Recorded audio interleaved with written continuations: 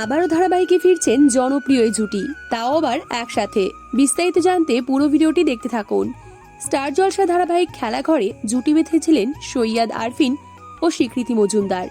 এই ধারাবাহিক শেষ হবার পর যদিও আর তাদের একসঙ্গে দেখা যায়নি, তবে এবার এক ফ্রেমে ধরা দিতে চলেছেন তারা। তবে কিন্তু নতুন ধারাবাহিকে নয়, পুরনো ধারাবাহিকেই দেখা যাবে এই জুটিকে। সান বাংলার ধারাবাহিক পুতুল টিটিপিতে আসছে জামাই ষষ্ঠী স্পেশাল পর্বে। সেখানে বিশেষ অতিথি হিসেবে দেখা যাবে স্বীকৃতি মজুমদারকে। ইতিমধ্যে তিনি প্রোমো শুটিং সেরে ফেলেছেন। এই ধারাবাহিকে মুখ্য চরিত্রে রয়েছেন খেয়ালি মণ্ডল ও সৈয়দ আরফিন।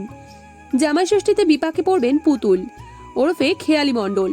তার পাশে দাঁড়াতে হাজির হবে স্বীকৃতি ও অভিনেত্রী শ্যামপ্তি মুদলি।